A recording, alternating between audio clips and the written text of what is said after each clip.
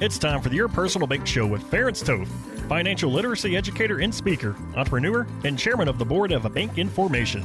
Take charge of your financial future with Your Personal Bank. Now here's Ference Toth. Welcome to Your Personal Bank Show, and I'll tell you what, it's kind of heartening and exciting. I've been sharing a lot of information, of course, the last, almost a year, on the radio now. And, of course, I've been sharing this idea, this thought for the past 7+ years in terms of with individual clients, workshops, webinars, all that type of stuff. And the focus on doing all this education for the Your Personal Bank concept has really been one simple goal. And that's just to increase the awareness and the education to folks and help them understand that there's another option out there, another financial tool that can accomplish many things for them that in most cases they've never even been made aware of, much less took a look at it or considered it. So my goal over here has been very simple, is to share this idea, help educate folks, help them get a better understanding that there is another option out there. And what's happening recently, and it's very heartening for me, is I'm seeing it's been slowly, the awareness of the personal bank concept has slowly been increasing over the past 7 years. I can say that for a fact just from a personal perspective standpoint. Like I've said so many times, when I first started sharing this idea, if I'd have a group of 100 investors in a workshop, even up to 3 or 4 years ago, by the way, I'd get I'd ask who's familiar with this concept, and I'd get 1, 2, 3 hands go up, and that's it out of 100. That's not the case anymore. It's getting a little bit more, maybe, 5%. But since COVID, I've seen a market increase or change in terms of increasing the awareness, the number of articles that are coming out about the personal bank concept, using high cash value insurance as an asset class, as a tax planning tool. And I think there's many reasons behind that. Of course, COVID has changed a lot of people's perspective on a lot of things. But in terms of with your money, safety, guarantees, consistency, income, dividends, taxes, reducing taxes, getting positive arbitrage. No, it's making your money work for longer for you, make your money last longer. Those have all become, not that they weren't always important, but I would say probably more important for many people. So I've pointed out in the last several shows, a couple of articles. There's been a number, but a couple of them that we've posted on our website, yourpersonalbank.com, which I'm going to encourage you to go to and check it out, pass on. But one of them was an MSN Money article a week or two ago. Like, it talks about, here's how wealthy people think differently than the average Joe. I thought that they pointed out to about 8 different things. But number 7 was they use insurance as a foundation for wealth building. I thought that was great because, and like it points out here, it's not that the wealthy have all their money in insurance. Rather, insurance is used as a foundational wealth vehicle by dynasties, executives, banks, and corporations.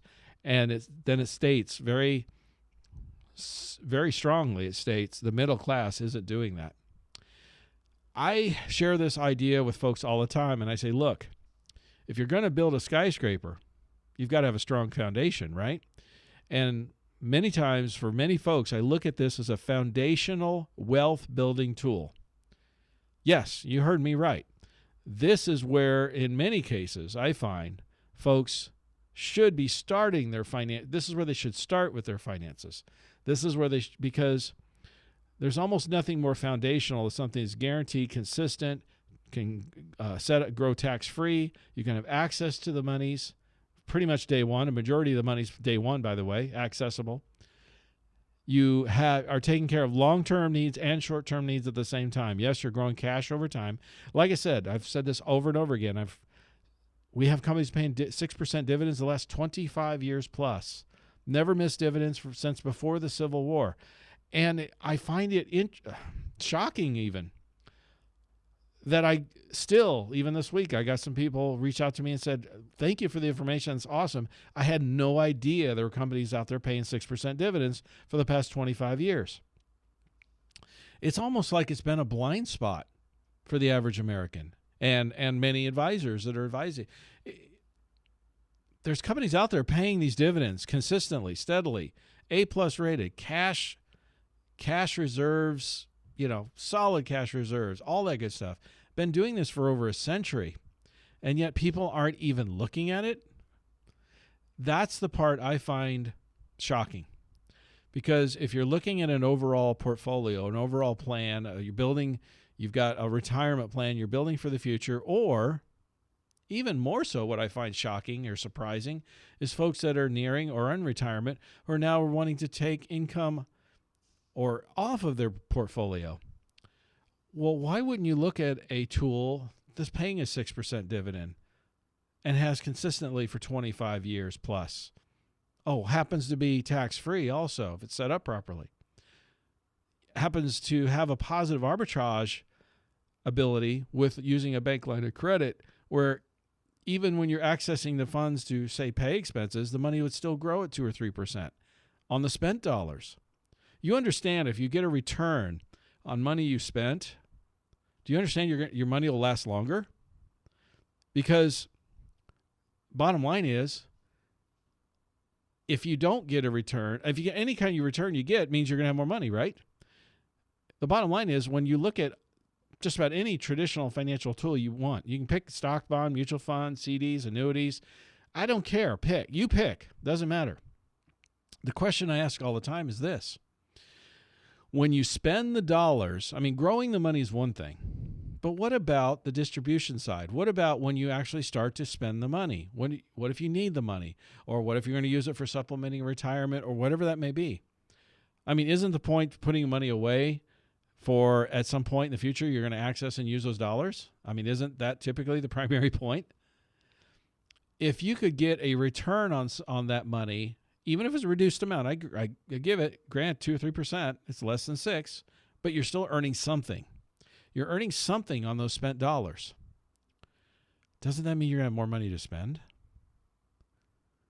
The answer is yes, obviously. So when I say I am shocked that more people don't look at this, particularly when they're looking at taking their money or using funds to live on or pay bills or expenses or buy things or invest in other things, why wouldn't you at least consider looking at a tool that could allow you to earn some interest on money that you spent? Let me use a couple examples. Oh, and by the way, before I go to there, let me finish this thought. Perfect example. I had a gentleman last week ask me this. He goes, okay, I'm getting the idea. I understand how this works. This makes a lot of sense. And he says, so what you're saying is bottom line is if you have funds, because you want to put it into the policy. You want to then access the funds from the policy through the bank line of credit. And in this person's example, he was earning a little more than 6% dividend, and the funds coming out are going to be charged at 3%. So in other words, he's picking up that 3% positive arbitrage on those dollars. He wanted to buy a car with that money. He said, should I pay cash for the car, which he had the ability to do? Should he finance the car, or should he put it in the policy? See, the first two options are the only two most people think about. Should I pay cash or should I finance? Do you realize, folks, there's a third option? And in this case, with this gentleman, and in many cases I run into, the third option is better than the first two. See, whether you pay cash for a vehicle or a house or clothes or food, or whatever the expense is, whatever it is you're buying, we all buy stuff, right? Well, there's a cost of living. One of the comments I make all the time is, hey, there's X amount of dollars we spend every month to live, right? Whether we use those dollars, but let's use the car example. If we pay cash for it, there's a cost. If we finance it, of course, there's a cost. I'm going to explain in the next segment what that cost is and how you can eliminate that cost or reduce it at the very least by using the personal bank tool. So stay tuned. And as always, contact us at yourpersonalbank.com for information. But stay tuned. This next segment is going to be really powerful. For more information on Your Personal Bank, feel free to contact Ference at yourpersonalbank.com.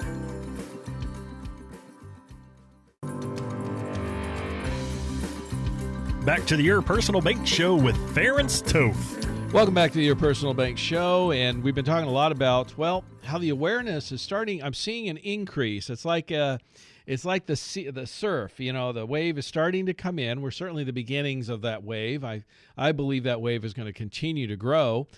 This show is a part of that, maybe a small part, but at least it's a part of that wave of knowledge and understanding and recognition that your personal bank concept, using high cash value insurance as an asset class and a tax planning tool, is a very valid and should really be considered as part of your portfolio. And in fact, I got a couple articles I've talked about on previous shows. I posted them on the website, but the first one from MSN Money is how wealthy people think differently than the average Joe. And they talk about several different things, but one of them, number 7, is they use insurance as a foundation for wealth building. Like I said, it's not that the wealth, have all their money in insurance, is they use it as a foundational wealth vehicle by dynasties, executives, banks, and corporations. And the most telling key point is the middle class isn't doing that. See, there's a difference in results, isn't there? And then another article here we posted and talked about from Forbes. This article really talks about how to create a tax-free retirement. And one of the things I was glad to see this, they pointed out cash value life insurance as one of those options. He says, I call the strategy for minimizing tax-free income from life insurance the rich people Roth. Okay, so it's kind of interesting. And he says you should think of life insurance as another asset class for your retirement and tax planning. My point is this: it's becoming more mainstream, accepted. Slowly becoming more accepted in the mainstream. I've been to several conferences I've talked about where one of the breakout sessions has been life insurance as an asset class. That does my heart good because the goal here of the show has been to make people aware of this option, because I find in so many cases that I meet with people how this benefits them in so many different ways. Everything from increasing their returns on their money, reducing market risk, reducing taxes, increasing liquidity, making sure their money lasts longer than it would have otherwise. I'm going to talk more about that one in a minute with the positive arbitrage, okay? Also taking care of some protection needs, like, if somebody passed away prematurely, the death benefit would take care of loved ones or offset lost income potentially, or the serious medical or long-term care issues that can be addressed and paid for through these policies. You're killing several birds with one stone is what ends up happening.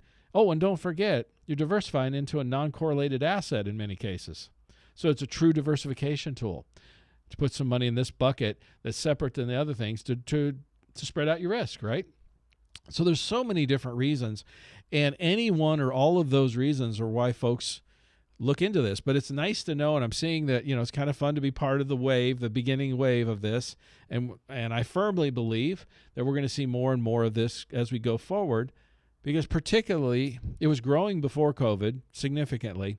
After, a lot of people have been reassessing their money and where they're at and what's important to them. And, when you look at a situation here where the personal bank will give you a 6% dividend, and they've been paying that for the last 25 plus years, never missed dividends since before the Civil War in many cases, and you throw on the tax-free aspect, again, if it's set up properly, that's a darn good return on your money these days, okay, on a consistent basis. And you've got the guarantees and the safety and the tax benefits on top of it.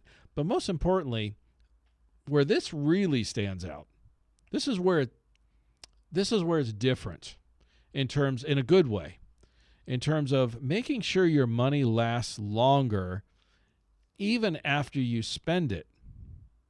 Now, here's what I mean by that. We all spend money on things. There's a certain amount of cost to live, right? I mean, food, housing, clothing, the very basics at the very least. We're spending thousands of dollars a year, tens of thousands of dollars a year on just stuff or just the cost of living, right? What if you could pick up 2 or 3% off of, I don't know, let's say you spend $50,000 a year just on stuff, basic cost of living, right? What if you could pick up 2 or 3% on that per year? Now, 1 year, that wouldn't be a whole big difference, a few grand. I mean, it's nice. I mean, I always tell people, look, if you had an extra $1,000 or $200,000 laying on the sidewalk, I think most people, or three grand, I think most people would stop and pick it up. You wouldn't just walk right by it, okay? So, but when you consider you can pick that extra money up every year and then for the rest of your life compound, literally now start talking about, in many cases, tens and even hundreds of thousands of dollars difference in somebody's lifetime. A huge difference. And here's the thing. You're spending the money anyway. I mean, you're paying rent or a mortgage probably in most cases. I mean, if your house is paid for, okay, that's great. Congratulations. But you still have other monthly expenses, utilities, food, housing, clothing, whatever, right? We all have monthly expenses. We have bills going out each month. What if you could pick up a percentage of that? Would your interest off that money as it flows out each month? My question and my point is simple.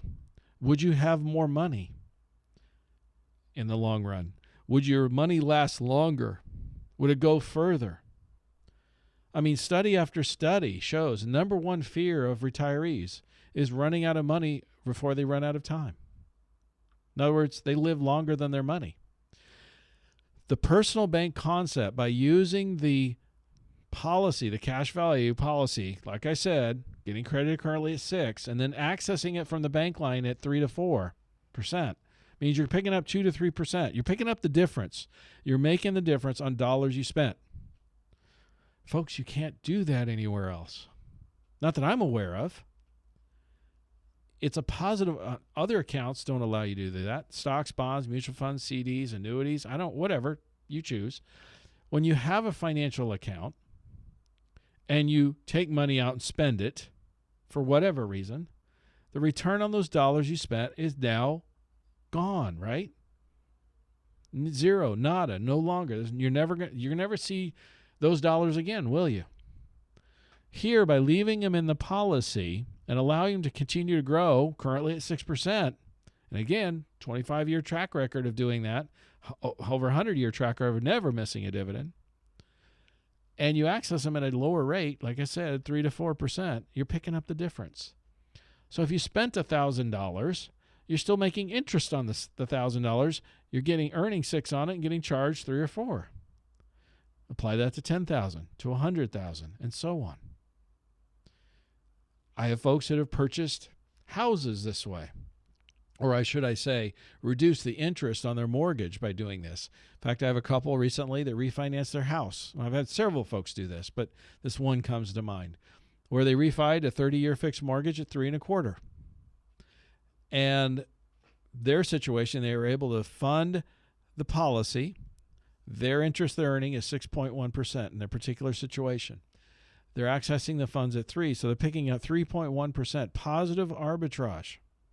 And they're taking those dollars, and each month they're making the mortgage payment. Now, their cost of their mortgage their interest was 3.25%. The positive arbitrage on the money they're using is 3.1%. If you subtract the difference, it's 0.15%. In effect, the net effect interest rate of their new mortgage by applying this tool. So they've reduced the interest rate on their mortgage from 3.25% to 0.15%. We calculated the difference based on their mortgage and the amount of interest they would pay over the next 30 years, and the difference is over $250,000. That is the difference we're talking about, folks. Not nickels and dimes. We're talking some serious dollars over time. So I'm going to discuss this further and talk about other ways of how this can be applied. But as I point out over and over again, it's heartening to see that it's becoming more mainstream. It's becoming more common. There's more and more articles and more discussion about this and more people using it, even though it's not a new idea. It's been around for decades and decades and decades, centuries even. But it's nice to know and see that people are becoming aware of it, recognizing it as another option to look at. Here's a solution that can solve a number of problems and enhance and improve your financial future. Stay tuned.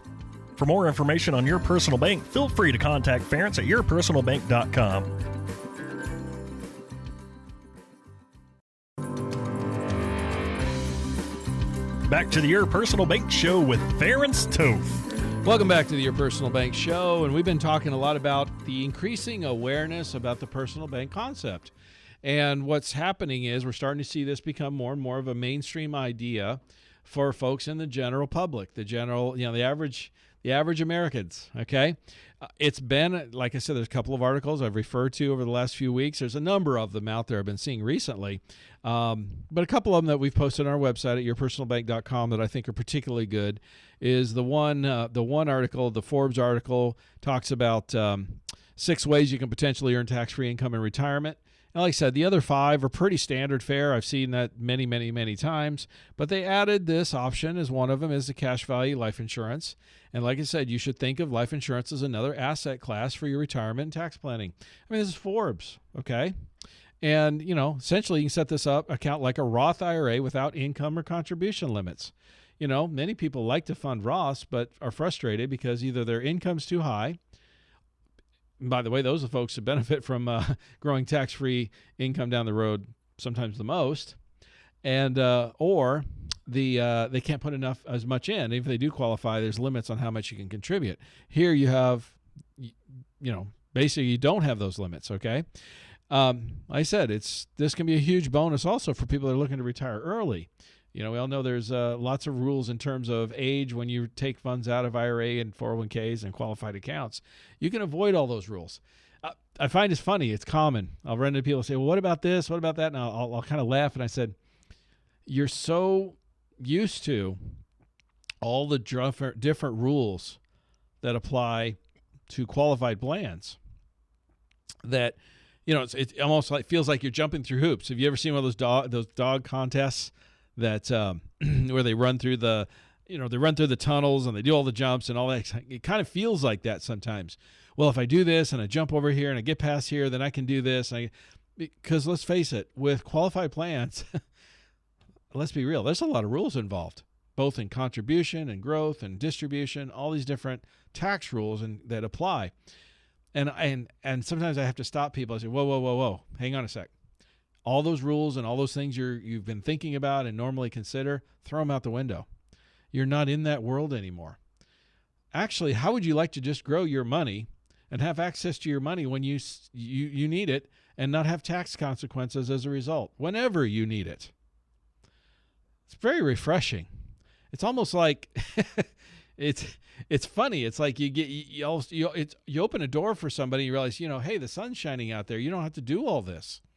So for a lot of people who, are entrepreneurs or on incomes that vary, okay, a lot of the rules, the qualified plan rules, can be stifling and not necessarily be a fit because, well, let's face it, their income can vary, right? There's one of the knocks on life insurance sometimes is the contributions used to have to be more rigid. Well, that's 7 or 8 years ago. Pretty much every contract out there, they have free riders now that allow for flexible premium options where you can skip contributions sometimes for several years at a time even. So there's a range where you can put in more in a good year, less in a bad year, tremendous amount of flexibility. So if somebody says to you it's rigid or you have to contribute a certain amount each year, that news is about 7 or 8 years old. They're behind the times, big time, okay? I find that unfortunately quite common that even though, yes, the awareness is coming up, which I think is great, that's good for the consumer. Having another option and recognizing an option that can create some solutions that maybe other tools don't is good for the consumer. It's good for the investor, okay? So, really, the reality is, what do you have to lose to take a look at it? You know what I mean? You got nothing to lose. And you may have much to gain as a result. And then the other article I've been pointing out, like I said, there's many others, but that we put on our website, is how wealthy people. Here's how wealthy people think differently than the average Joe. This is from MSN Money, and one of the things they point out is they use insurance as a foundation for wealth building. And like I said, the wealthy don't have all their money in insurance, but rather insurance is used as a foundational wealth vehicle by dynasties, executives, banks, and corporations. The middle class simply isn't doing that. And frankly, what I find in many cases is they should. To have a more balanced portfolio, to have a more balanced approach to where their money is. I mean, even modern portfolio theory talks about 60-40 as being a benchmark in terms of equities and bonds typically, but it doesn't have to be bonds. It could be that safer portion, that safer bucket. And by the way, portfolio theory also talks about nearing retirement. That should be more like 50-50, half and half. Should half of your money be in something that's safer, where it has guarantees? How about some tax benefits? How about access and liquidity of the money? How about a track record of 6% dividends for the last 25 years plus, just about every single year? How about a track record of paying dividends since before the Civil War and never missing every year? Those kinds of things. I mean, isn't that worth looking at or looking into? And sadly, again, although the awareness is improving, it's getting better, and I'm very heartened by that. And I look forward to the day when I say cash value insurance, people know exactly what I'm talking about, or the personal bank concept, understand exactly what I'm talking about. They're talking about a multi-dimensional financial tool that can accomplish many solutions, but most importantly, grow their money safely with tax benefits and have access to more of their dollars and earning on those dollars even after they're spent, which is a total dramatic. That's a sea change. That's a massive difference in terms of how much money is available to spend and use over your lifetime. I'm looking forward to that day when that's the norm. We're not there yet. But in the high finance or institutional world, like this article talks about, in the world of, family offices and executives and banks and corporations, folks that are involved in those, finance boards of a corporation, for example, or your top execs, oftentimes are very familiar with this, and they're using this tool. Because first of all, from those folks' standpoint, their initial primary focus is, if they're a high income earner, they're looking for anything that, from a tax planning standpoint, that makes sense. Roths don't make sense for them because they make too much. They can't qualify. So they have to look at other options. And this is one that's used very commonly. Now, the argument I get from the financial industry sometimes is, well, why don't we share this with people making $50,000 or $100,000 a year versus $500,000 or $1 million a year? And granted, if you save somebody 10% on their taxes and they make $500,000 or $1 million a year, that's a pretty big deal. And if somebody's making $50,000 or $100,000 a year, maybe not as big a deal. But my argument is oftentimes, if I can save somebody 10% on their taxes going forward, that impact can be even more impactful because they have less dollars overall. Yes, the total amount of dollars is less. I get that. But for that person, saving a couple of grand, for example, can be a much bigger impact in a positive way than somebody who makes $500,000 and you save them 20 grand. Okay? I mean, yes, the person who saved 20 grand is happy about it, but does it really change their lifestyle that much? And oftentimes I find, no, not really. They may use the extra money, invest in something else or whatever, but it doesn't really change their lifestyle. But that person making 50, 60, 70, 100K a year, whatever, that's a big deal. That's a big deal to that person. So that's why I find it's fun. It's enjoyable. It changes people's financial futures. But again, don't forget the key difference. I mean, all the other benefits are great. Don't get me wrong.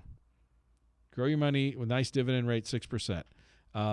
Tax, you can set it up tax-free if you do it right.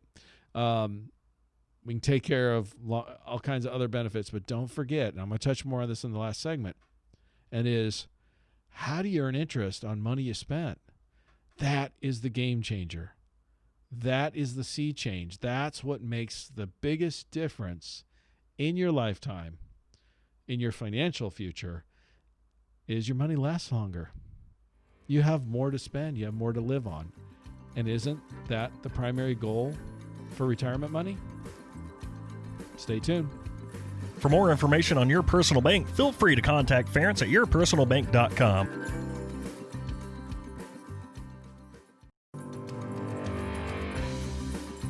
Back to the Your Personal Bank Show with Ference Toth. All righty, we're rounding third, and we're wrapping this up. I'll tell you what, it's been fun sharing a lot of information today, but like I said, the thing that I find is probably the most fun is that the awareness, I'm starting to see a groundswell. It's like a wave of coming of understanding and acceptance in terms of this being a more mainstream asset class, using your personal bank, a high cash value policy, as an asset class and as a tax planning tool. So we're growing money in it and using it as a tax planning tool. A couple of articles I've referred to several times now on the show and in a couple of previous shows. And like I said, there's been many more recently. This is the part that I find most heartening, is I'm finding more and more of these articles are popping up. We posted a couple of them on our website because I think they're a couple of the best ones. Our web at yourpersonalbank.com, of course. And the first one is from MSN Money, talking about how the average, or how the wealthy people think differently than the average Joe, talking about using life insurance as a foundation for wealth building. And like I said, dynasties, executives, banks, and corporations are doing it, but the middle class isn't. And they really should look into this and consider, because it can make a difference. The other article is from Forbes. This one's article titled, by the way, is how 6 ways you can potentially earn tax-free income in retirement. And they talk about one of those ways is tax-free, basically is using cash value life insurance. And like they said, think of life insurance as another asset class for your retirement and tax planning. Like I said, 6% dividends. You can access those monies at 3 to 4% from the bank lines. You can create that positive arbitrage. You can keep the difference. And like I said, I've pointed out, I was starting to mention this earlier. If you have more money to spend, if you're still earning interest on money you spend, you're going to have more money to spend, aren't you? Because otherwise, the other alternative is when you have your portfolio, you have your investment accounts or whatever it is, your retirement account, and now you access funds from that account, to pay the normal supplement retirement expenses, whatever that is. The return on those dollars goes away. You spent the money, right? The return on those dollars is zero, nada, nothing. You lost, basically what it is you lost control of the money. You gave up that money for that heating bill, or for that car, or for that lunch, whatever it was you spent it on, right? The problem is, now understand, you traded dollars for services or assets or services or whatever. Problem is you gave up control of that money, didn't you? That money can never work for you in the future. You worked hard to get it. You worked hard to obtain it. You probably, in most cases, many people spend a lifetime investing and accumulating and making some good decisions. So you had the dollars to spend in the first place. That's the good news. But then after a lifetime of working hard, accumulating, and making smart decisions about those dollars so that you could enjoy retirement, you then turn around and just give them up. And see, that's the part I find difficult to understand, why people just so readily do that. The wealthy don't operate that way. They don't think that way. And I can tell you many of them don't, because many of those are friends and mentors and clients of mine. And when I work with them and they use this tool on a regular basis, they don't understand it either. They're like, don't understand why people give up their money so freely. You have those dollars in your control. Why wouldn't you put them into a tool where they could continue to earn interest for you going forward, and you could set up a bank line, access them at a lower rate than what they're earning? In other words, if you're earning 6 and getting charged 3, what's your money doing? And remember, that's on dollars you spent. It's still earning for you. You're still making some more money, which means the money keeps growing. You have more of it. You have more money to spend. It lasts longer. It helps address the number one fear of retirees, and that is running out of money before they run out of time. That's my point. And to not look at, even consider this as an option, I just find hard to understand. And I find these articles are heartening, because I get it. If you're not aware of something, that's one thing. But you don't have that excuse anymore, because you heard me speak about this. You've heard me share this idea on Money Radio. So at the very least, you owe it to yourself to at least look into this tool, this financial tool, and forget what you understand about insurance, because this is not it. In most cases, what people think about is insurance as a protection tool strictly. We're not talking about that. Yes, there's a death benefit involved, but we're maximizing the cash. That's the purpose. That's the goal here. like some of the articles talk about it. You can set this account up like a Roth IRA without income or contribution limits.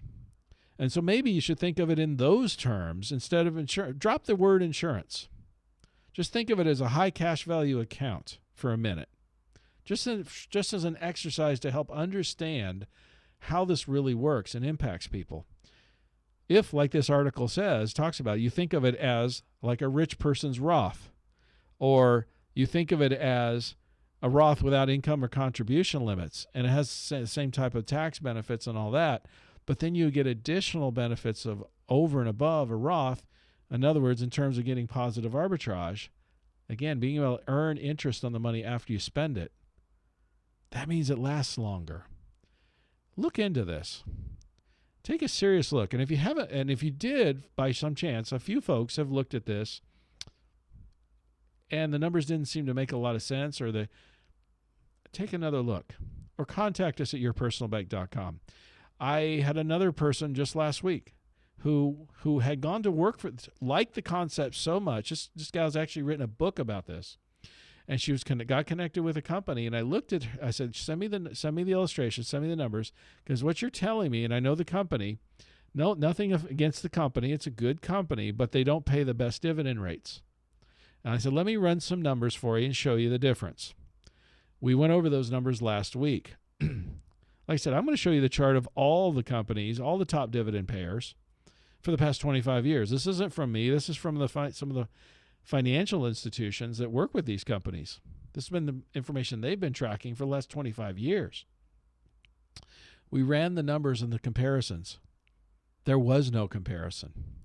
In fact, she's going to have about 30% more cash changing companies. And strictly because of just the different products and the different rates that they were paying. So my point is real simple. Even if you had maybe looked at this fairly recently, but weren't impressed by the numbers or didn't see well, maybe you weren't looking at the best tool, the best option that was available. You do understand there's competition out there, right? And you do understand if you only looked at maybe one company or two, maybe, you might not looked at the best ones. When I show you the chart of all the top dividend paying companies, all of them, it'll immediately become clear which ones you want to work with. And like I said, I'm agnostic in terms of which companies you work with because I have access availability to most all of them, which is, by the way, unusual in our industry. Again, that's another problem for another day, but so many advisors, insurance agents, and various folks are beholden to certain companies or products for a number of reasons that we won't get into today.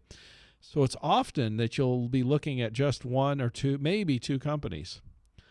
I'll show you all of them, and you'll quickly realize. And the key is, since I'm going to get paid pretty much the same either way, whichever company we work with, why should I care which one you work with? My statement when I train agents and work with them all the time is this. It's really not about the company, and it's not really about me either. It's about the client. What's best for the client? And if I show you the tool, the product that offers you the most cash, you can never come back to me later and say, well, why didn't you show me this product or this company or this tool? Because if I'm showing you the best one available at the time amongst all of them, then you know you have among the best dividend payers, the highest dividends that are available, earning the most interest, tax-free, and increasing your income the most and making your money last the longest. Plus, I'll show you the lowest bank rates available in the country that we've been able to find. And you're now getting the most positive arbitrage. What we've just done is we've accomplished the best thing available for you to maximize your money safely and make sure it lasts longer even after you spend it. So like I said, contact us at yourpersonalbank.com. I'll be happy to talk to you about this and show you all the different companies. I don't care. We want the best one, right? We want the one that pays the most and has the lowest fees, right? We want the money that lasts the longest, right? That's what it's all about. And stay tuned as always to Money Radio, 1510 AM and 105.3 FM. We're on every Tuesday at noon and Thursday at 1. We'll see you next week. Listen Tuesday at noon and Thursdays at 1 for more information on Your Personal Bank. Contact Ference at yourpersonalbank.com. This show is designed to provide accurate and authoritative information. The presenter and guest on this program do not engage in legal, accounting, or tax advice. Professional advice regarding your situation should be sought if required. Products and riders may have limitations and may not be available in all states. Excessive unpaid loans may affect performance. Distributions may become taxable if not managed properly. Replacements may not be suitable for everyone. There may be charges when replacing coverage. Compare when considering a replacement. Dividend rates and baseline of credit rates may charge. Contact yourpersonalbank.com for current rates.